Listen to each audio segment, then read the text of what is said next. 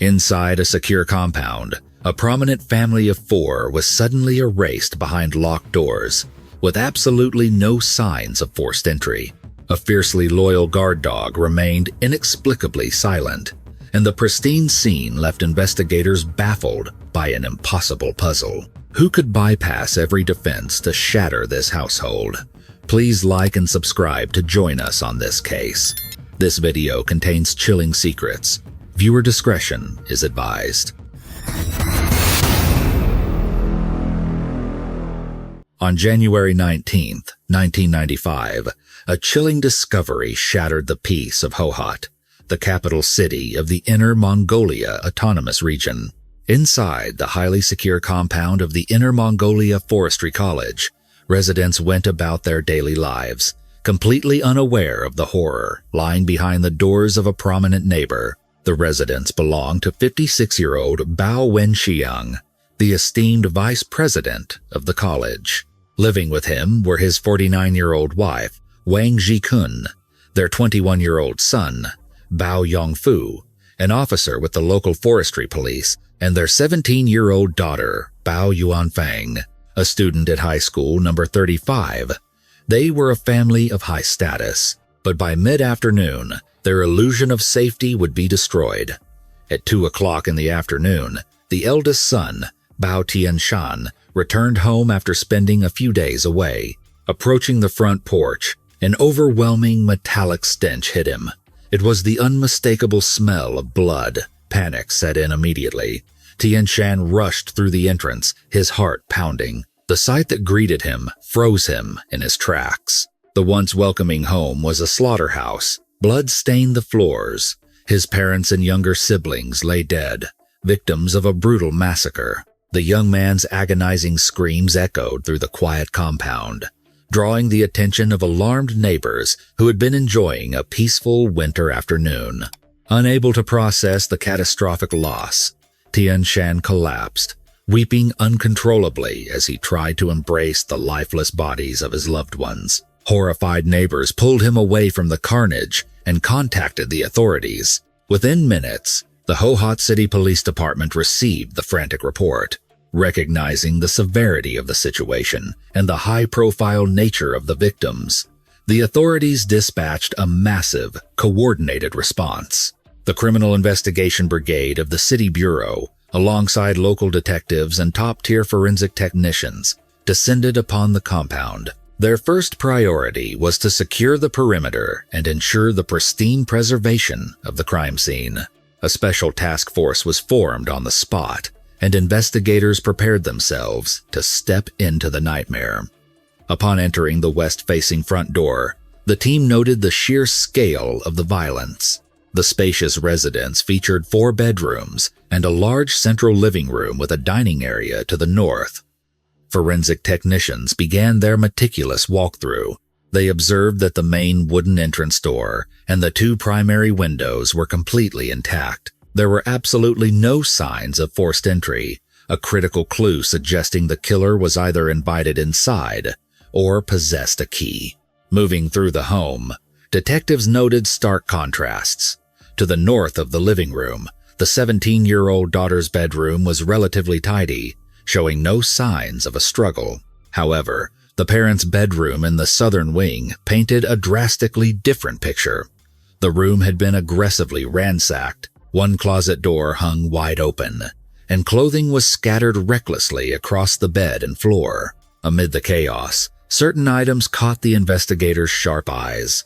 Resting on a small wooden table was a rifle, a man's leather wallet, and a camera.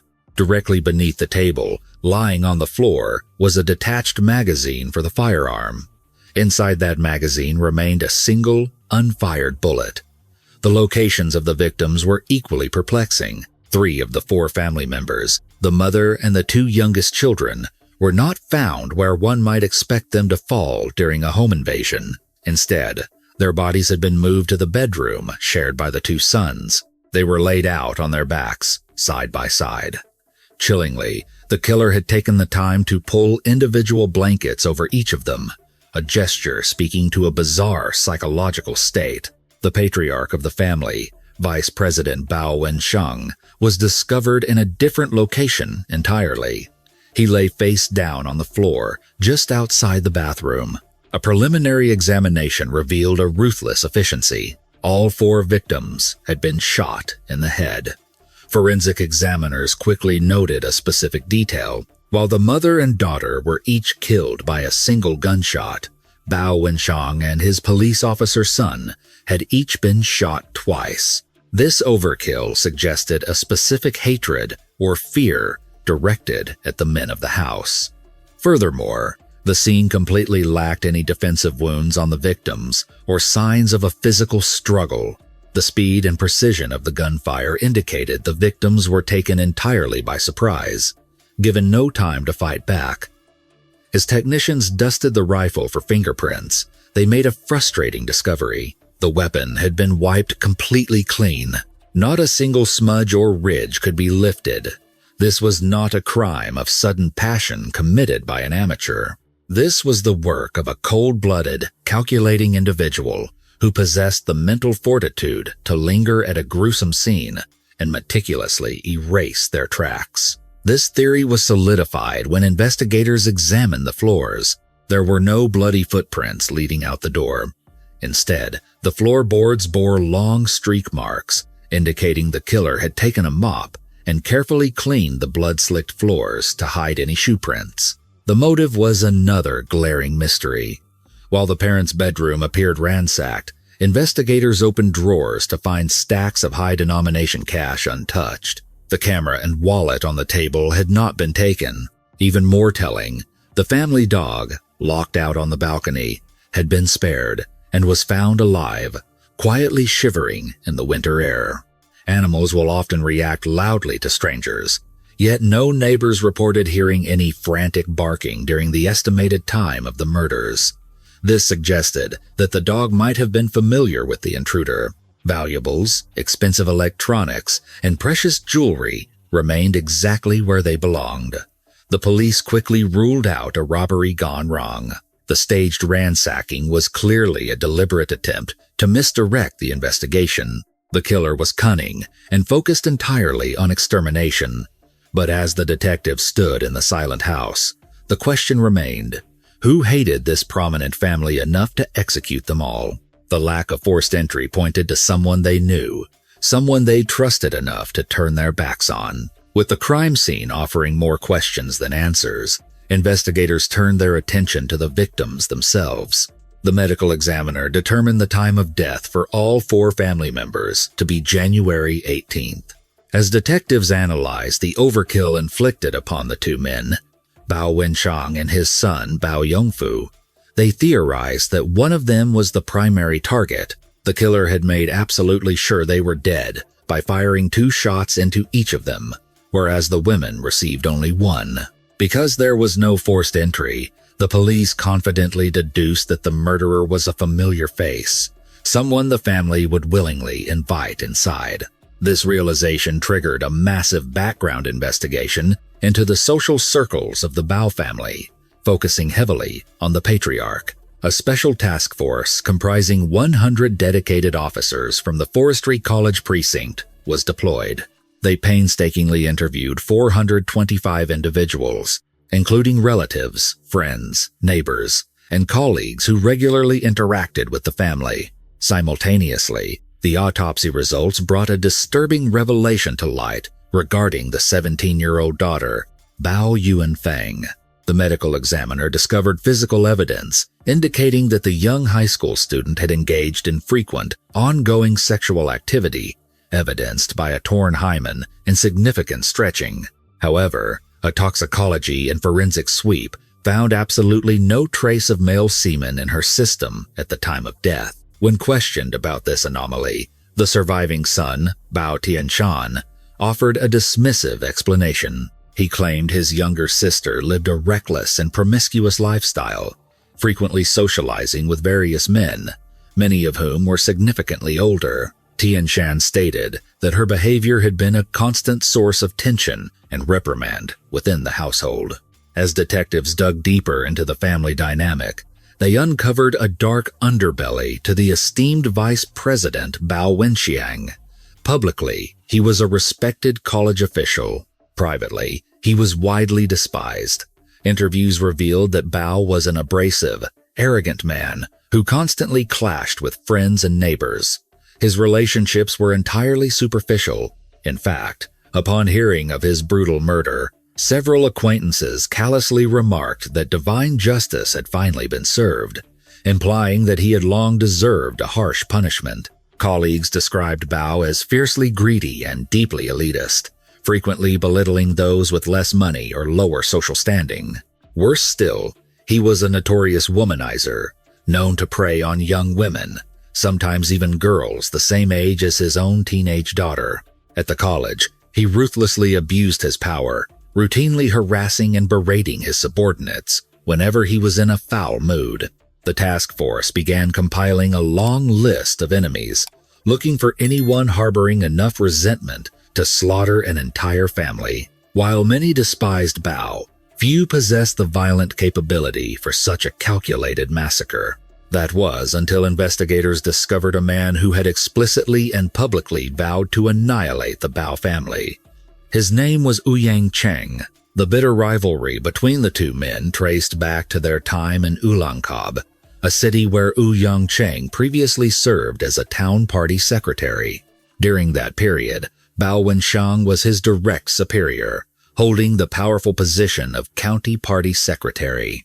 The friction began with a personal crisis in Ouyang's life. His wife had recently undergone a medical procedure to remove her uterus, which left her grappling with severe insecurities and severely strained their physical intimacy. Frustrated and miserable, Ouyang confided his marital woes to a close friend named Wang Zhaiping. Wang was a wealthy businessman who had traveled from the coastal province of Zhejiang to invest in Ulankab. The two men were the same age and frequently drank together. Listening to his friend's complaints, the wealthy businessman offered a deeply unethical solution. He introduced Ouyang to his own beautiful, young secretary. The two quickly began a passionate, illicit affair. It did not take long for Ouyang's wife to uncover the infidelity.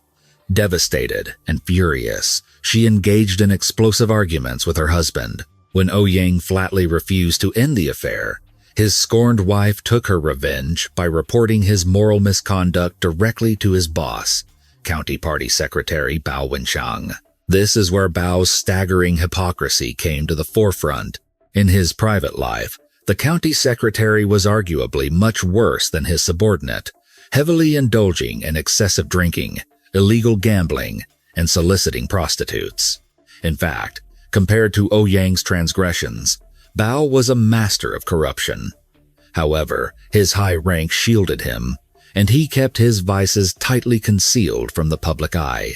When presented with the scandal involving his subordinate, Bao feigned outrage. Eager to protect the political organization's image and perhaps assert his dominance, Bao ruthlessly fired Ouyang Cheng and recommended his permanent expulsion from the political party. Overnight, Ouyang lost his prestigious career, his reputation, and his marriage. His life completely collapsed. Consumed by rage, he became determined to expose Bao's hidden sins and drag the arrogant secretary down with him. Often heavily intoxicated, Ouyang would stagger through the streets, loudly declaring to anyone who would listen that he would one day butcher Bao Wenxiang's entire family to avenge his ruined life. Despite his dramatic downfall, Ouyang eventually found his footing again, thanks to the financial backing of his wealthy friend Wang Zhaiping. With Wang's help, Ouyang relocated to Hohhot and opened a highly lucrative nightclub, quickly establishing himself as a prominent and successful business owner in the city. Coincidentally, the Bao family also relocated to Hohhot shortly thereafter. Aware of the lingering bad blood, Bao surprisingly took the initiative to visit Ouyang and formally apologize for his past actions. On the surface, the two men appeared to bury the hatchet. However, the police were not convinced by this supposed reconciliation. Their suspicions flared into high alert when several neighbors positively identified Ouyang Cheng visiting the Bao residence on the afternoon of January 18th, the exact day of the massacre. Wu Yang openly admitted to the authorities that he had gone to the house that day to share a few drinks with his former boss, but he vehemently denied any involvement in the bloodshed, insisting their old feud was completely resolved. Yet, forensic investigators soon dropped a bombshell. They had successfully lifted Wu Yang's fingerprints from a water glass inside the crime scene. Naturally, the authorities refused to take Ouyang Cheng at his word. Given his highly publicized motive and his undeniable presence at the crime scene, he remained the most compelling suspect. Investigators theorized that he had purposefully visited the residence to share drinks with the patriarch, cleverly lulling him into a false sense of security before exploiting a moment of vulnerability to slaughter the entire family. Ouyang Cheng fiercely countered this narrative, claiming that after having a few drinks with Bao Wenshang on the afternoon of January 18th, he had gone straight back to his own home. Because he lived entirely alone, there was absolutely no one who could verify his whereabouts during the estimated time of the murders.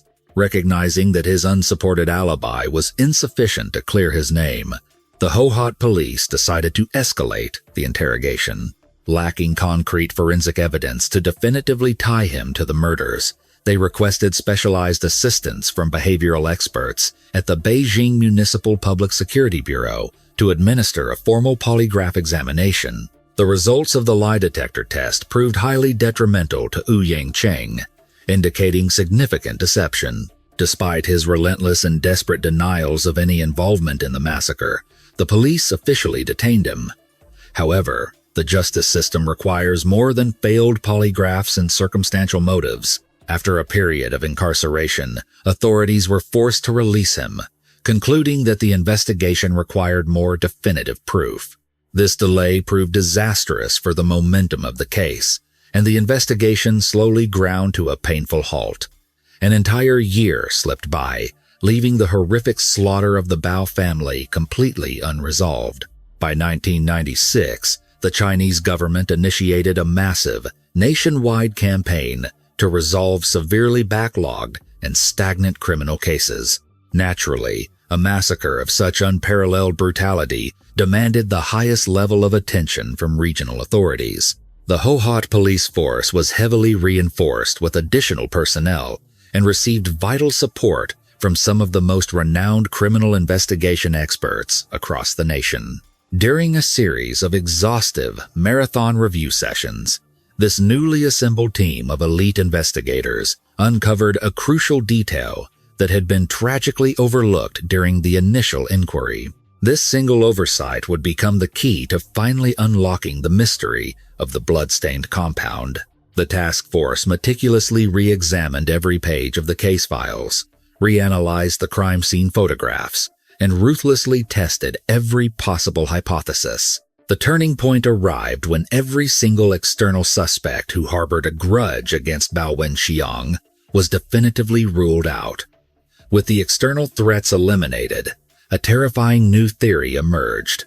The collective suspicion of the task force shifted entirely onto the very person who had first reported the gruesome discovery. The grieving eldest son, Bao Tianshen, was now positioned squarely in the crosshairs of the murder investigation. During a pivotal task force meeting convened on June 15th, seasoned detectives laid out a compelling, circumstantial case against the sole surviving family member.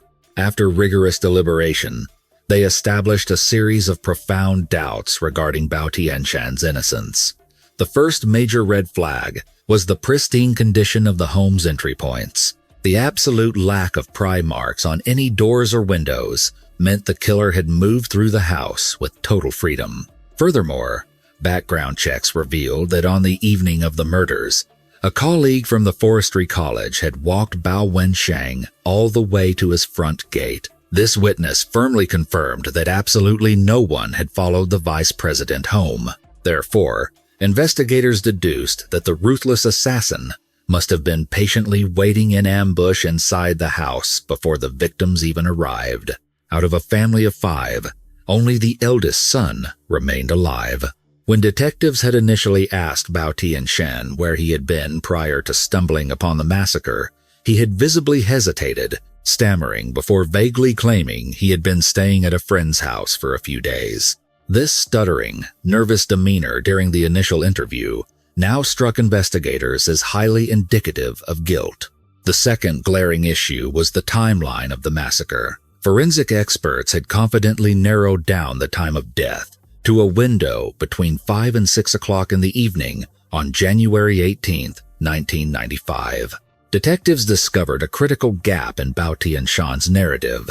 From 3:30 to 6:30 that afternoon, absolutely no one could corroborate his whereabouts. He possessed zero alibi for the exact window of the slaughter, meaning he had ample time to execute his own family and systematically clean the scene.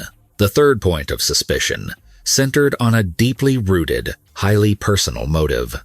Bao Tianshan had spent his formative years being raised primarily by his grandmother, completely deprived of parental affection. Consequently, he harbored a toxic, lifelong resentment toward his father. As an adult, his life was spiraling out of control. While managing a local cafeteria, he had secretly borrowed 20,000 yuan, equivalent to roughly $2,400 at the time, to pay off mounting debts.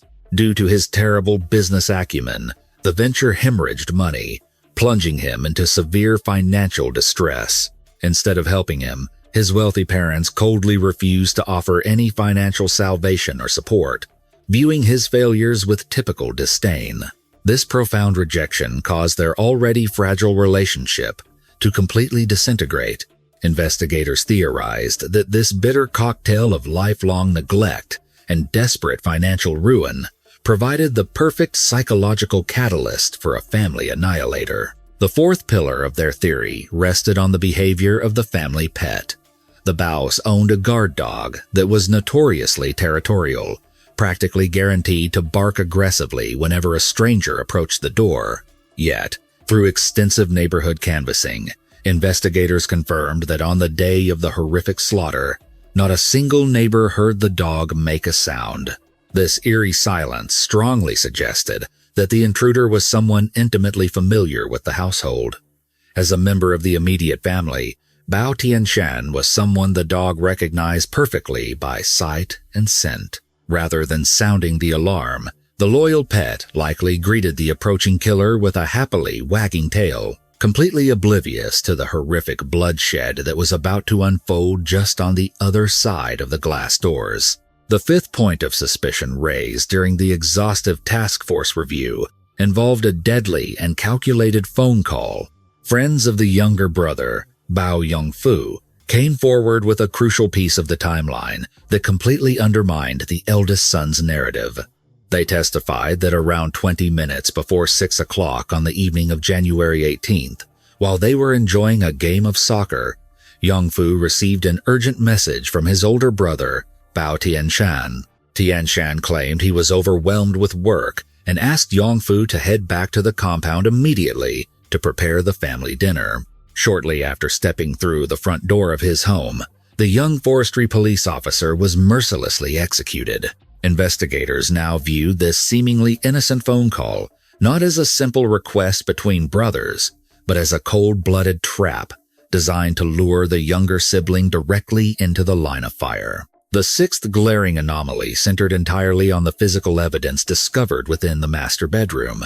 While it is completely expected for forensic technicians to find a resident's fingerprints inside their own home, the specific locations and volume of Bao Tianshan's prints told a highly suspicious story. His father's bedroom, which was the most aggressively ransacked room in the entire house, was absolutely covered in Tianshan's fingerprints. Given the openly hostile, deeply estranged relationship between the tyrannical father and his failing eldest son, it was highly irregular for Tianshan to have spent any significant amount of time handling objects in his father's private sanctuary. The detectives concluded that this suggested the chaotic scene was not the result of a frenzied home invasion, but rather a meticulously staged environment created by Tianshan to mimic a burglary and misdirect the authorities. The seventh piece of the puzzle involved the murder weapon itself. The killer had utilized the Bao family's own privately owned rifle to carry out the brutal executions. Typically, the patriarch kept this firearm securely stored away inside a specific, locked cabinet, with the matching ammunition hidden entirely separately inside a small desk drawer in the master bedroom. An outside intruder would have had to tear the house apart to find both the weapon and the compatible bullets. Yet, the assassin clearly knew exactly where to find the lethal tools without hesitation. As a lifelong member of the household, Bao Tianshan perfectly matched the profile of someone possessing this intimate, insider knowledge of the home's hidden contents. The eighth and perhaps most damning psychological clue emerged directly from Tianshan's own behavior on the very day he reported the massacre. When the college security personnel and the initial police responders arrived at the blood-soaked scene, Tianshan was inexplicably holding the murder weapon. Clenching the family rifle tightly with both hands, he presented it to the arriving officers while trembling violently and weeping uncontrollably. Through his tears, he loudly proclaimed that the killer had used that exact rifle to slaughter all 4 members of his family. However, at that preliminary stage, before any forensic autopsies, ballistic tests, or detailed crime scene analyses had been conducted, it was completely impossible for a layperson to definitively know that the exact same weapon had been used on every single victim.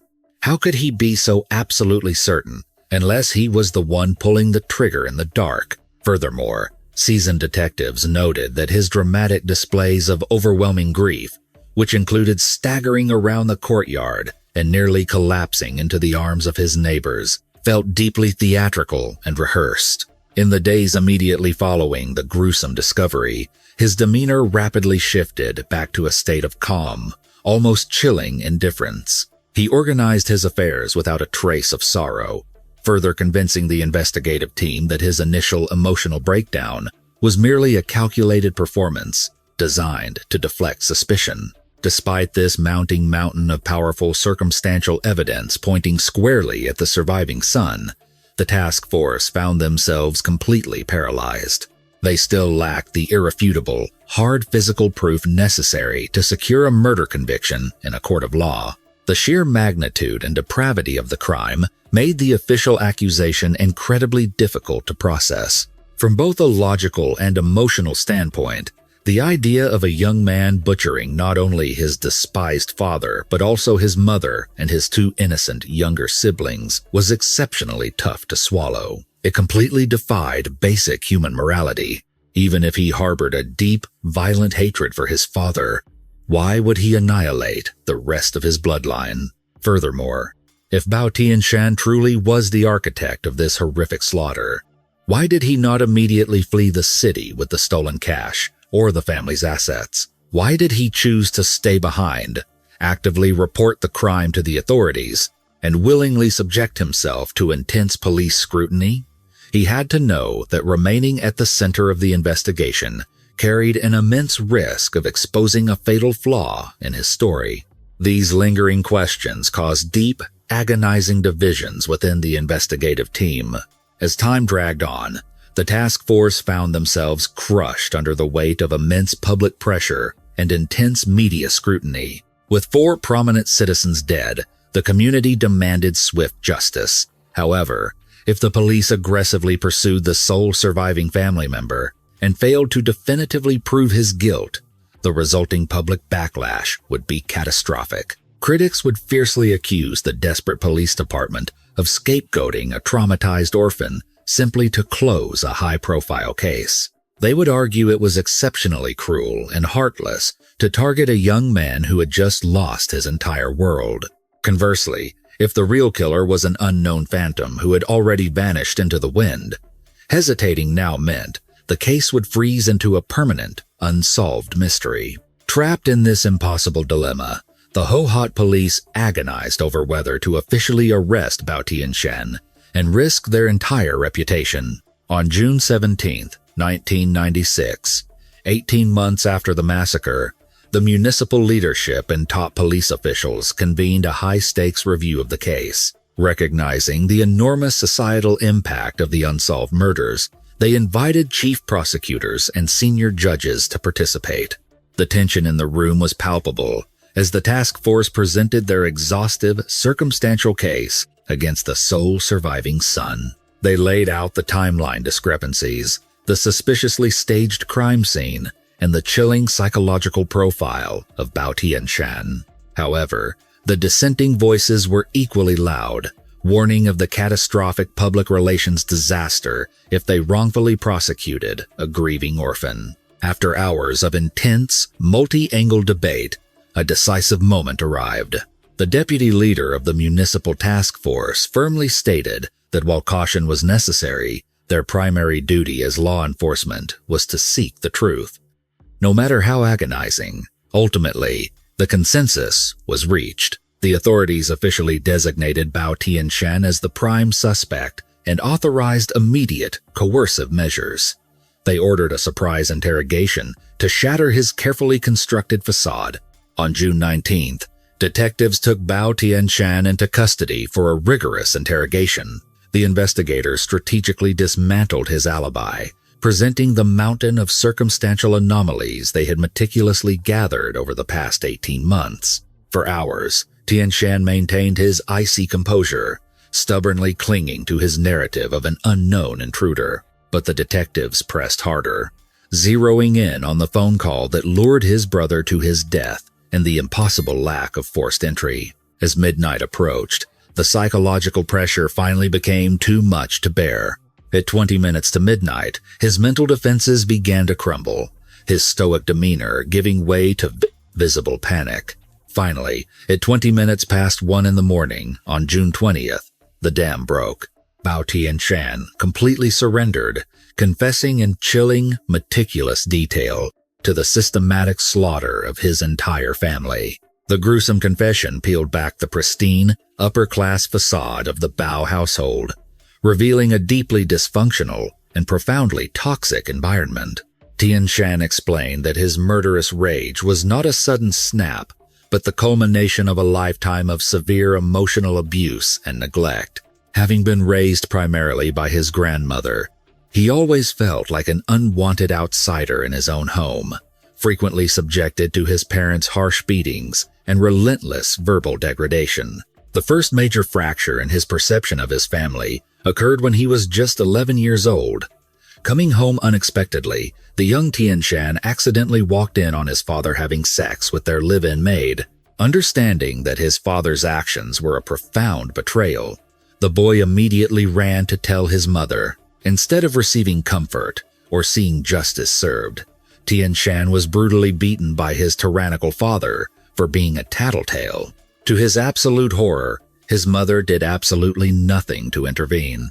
She cowardly turned a blind eye to the assault, solidifying Tianshan's belief that his father was a monster and his mother was a pathetic, weak enabler. However, the darkest and most twisted secret of the Bao household, the catalyst that ultimately sealed their doom, was uncovered years later. One night, while walking past his teenage sister's bedroom, Tianshan heard strange, muffled noises. Peering inside, he witnessed a scene of unimaginable depravity. His father was actively sexually assaulting his younger sister, Bao Yuanfang. Sickened and enraged by the incestuous abuse, Tianshan once again sought out his mother, desperately hoping that this unimaginable violation would finally force her to take a stand against her monstrous husband. Instead of outrage, his mother reacted with terrifying, calculated calmness.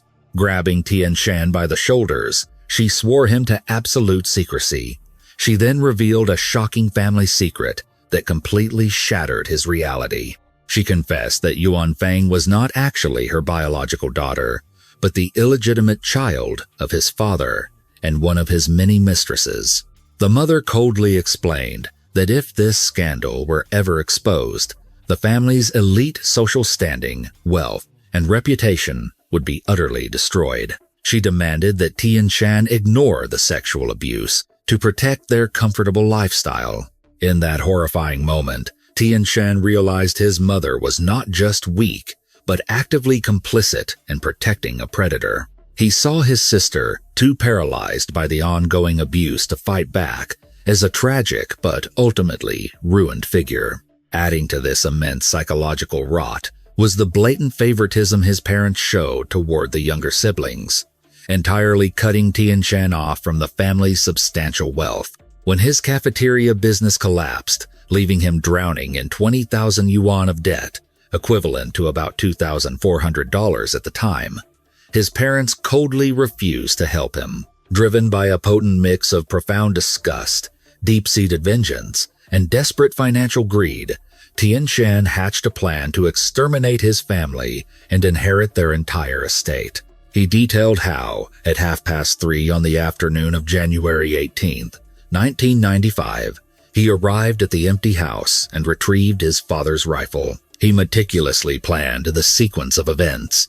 At 5:20, his father returned home. Tian, waiting in ambush on top of a tall wardrobe cabinet near the bathroom, executed him with a shot to the head, firing a second bullet into the tyrant's lifeless body to ensure he was dead. At 6:20, his mother walked through the door and was swiftly gunned down. 10 minutes later, his 17-year-old sister met the exact same fate. Finally, the ruthless killer picked up the telephone and called his younger brother, luring him back to the slaughterhouse under the guise of preparing dinner. After eliminating the final obstacle to his inheritance, Tian dragged 3 of the bodies into the bedroom, morbidly tucking them in. He then washed the rifle, meticulously mopped the blood from the floorboards, and retreated to his grandmother's house, confident he had orchestrated the perfect crime. After executing his entire family in cold blood, Bao Tian did not succumb to immediate panic. Instead, he exhibited the terrifying, calculated composure of a seasoned psychopath. He calmly carried the murder weapon, his father's heavy hunting rifle, into the bathroom and meticulously washed away the gunshot residue, wiping down the barrel and the stock to eliminate any lingering traces of blood or physical evidence. Next, he retrieved a damp mop. Starting from the deepest corners of the blood-soaked bedrooms, he systematically scrubbed the wooden floorboards. He walked slowly backward toward the front entrance, ensuring that his deliberate, sweeping motions would erase any bloody footprints he might have inadvertently left behind. Stepping out into the freezing, bitter winter air of Inner Mongolia, he locked the heavy front door, effectively sealing his parents and his 2 siblings inside a silent, macabre tomb. He then mounted his bicycle and pedaled steadily through the dark, icy streets of Hohhot, making his way to his elderly grandmother's house. Because the old woman was suffering from severe senility and age-related cognitive decline, she was completely oblivious to his late-night arrival. She could never serve as a reliable witness for the prosecution, making her quiet home the absolute perfect hiding place to establish his unbreakable alibi. The following day, January 19th, 1995, Tian patiently waited until 2 o'clock in the afternoon before staging his grand theatrical performance. He rode his bicycle back to the prominent family compound at the Inner Mongolia Forestry College, fully aware of the horrific butchery waiting just behind the front door. Upon entering the residence, he unleashed a highly convincing display of absolute agony. He began screaming and crying hysterically, pretending to discover the gruesome massacre of his loved ones for the very first time. He stumbled blindly out of the house and immediately reported the horrific scene to the college security office, playing the role of the deeply traumatized, heartbroken orphan to absolute perfection. His emotional performance was so utterly convincing that he managed to successfully deceive seasoned homicide detectives. He remained completely free for over a year, hiding quietly in plain sight while the local police department exhausted their resources, chasing ghosts, dead ends, and false leads. However, his detailed confession finally brought a deeply necessary measure of justice and posthumous dignity to one specific, highly misunderstood victim. Earlier in the sprawling investigation, Tian had maliciously slandered his 17-year-old sister, Bao Yuanfang. He had falsely claimed to detectives that she was a wildly promiscuous teenager in a desperate attempt to explain away the severe physical trauma discovered during her forensic autopsy. The horrific, heartbreaking reality was that the young high school student was entirely innocent. The severe stretching and traumatic tearing noted by the medical examiner were not the results of a reckless, rebellious lifestyle, but the direct, agonizing consequence of prolonged, monstrous sexual abuse repeatedly inflicted by her own father, Bao Wenxiang. Tian had callously dragged his dead sister's reputation through the mud simply to misdirect the investigating authorities and protect his own twisted narrative of a burglary gone wrong. The undeniable truth revealed Yuan Feng as a profoundly tragic figure, a young girl trapped in an inescapable domestic nightmare from which she could never break free. On May 20th, 1996, the authorities officially placed Bao Tianshan under formal arrest. Surprisingly, when the heavy steel handcuffs clicked securely around his wrists, he did not violently resist or act completely shocked. Instead, he displayed an eerie, profound calmness, behaving almost exactly as if he had been patiently anticipating this exact moment for months. When interrogators bluntly asked why he had never attempted to flee the province with the stolen family money, Tian Shan patiently explained his deeply twisted logic. He firmly believed that running away would instantly broadcast his undeniable guilt to the entire world.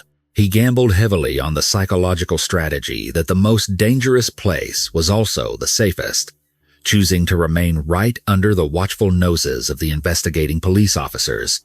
But this incredibly arrogant gamble came at an immense, crippling psychological cost. For over a year, he had been living in a constant, suffocating state of agonizing paranoia. He confessed to the task force that his daily life had devolved into a terrifying waking nightmare, completely consumed by overwhelming fear, crushing, inescapable guilt, and profound remorse for his irreversible actions. He admitted that he was teetering on the absolute, jagged edge of a total mental breakdown, jumping at every passing shadow and panicking at the distant sound of every police siren. He quietly told the hardened detectives that if he somehow possessed the magical power to turn back time, he would absolutely never commit such a foolish and devastatingly irreversible atrocity ever again. In a strange, twisted way, finally being caught by the authorities felt like an enormous, life-saving relief. The exhausting, daily charade was finally over, and he no longer had to carry the suffocating, heavy weight of his horrific, bloody secret alone. The subsequent legal proceedings moved remarkably swiftly. During the first week of July, the Hohhot Intermediate People's Court convened to deliver their final binding judgment.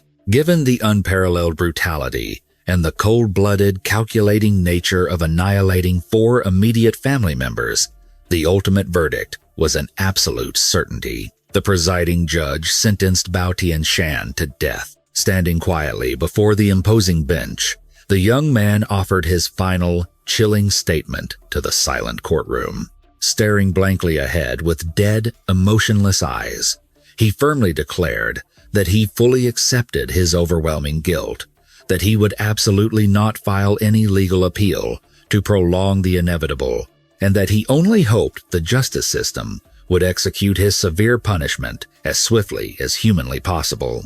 The final resolution of the Inner Mongolia Forestry College massacre closed one of the most chilling, heavily publicized chapters in local true crime history. It served as a dark, unforgettable cautionary tale about the terrifying, rotting secrets that can quietly fester behind the locked, polished doors of elite, seemingly respectable households. The general public was left to grimly grapple with the highly disturbing reality that a well-respected, high-ranking official could secretly be a vile domestic monster, and that a deeply traumatized, neglected son could rapidly transform into an even more ruthless, calculating family annihilator.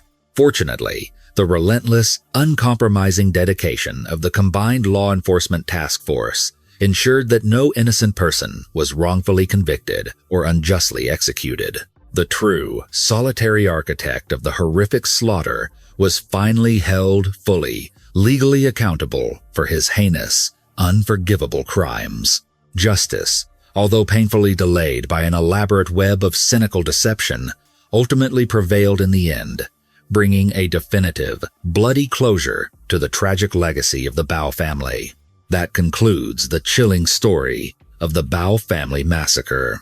It is a haunting reminder that sometimes the most dangerous monsters are the ones hiding inside our own homes, behind a facade of complete respectability. Do you think the severe abuse Bao Tianshan suffered makes his punishment feel too harsh? Or did the brutal execution of his innocent brother and sister completely seal his fate? Let us know your thoughts in the comments below. Thank you for watching, and please remember to like and subscribe for more deep dives into the world's darkest true crime mysteries.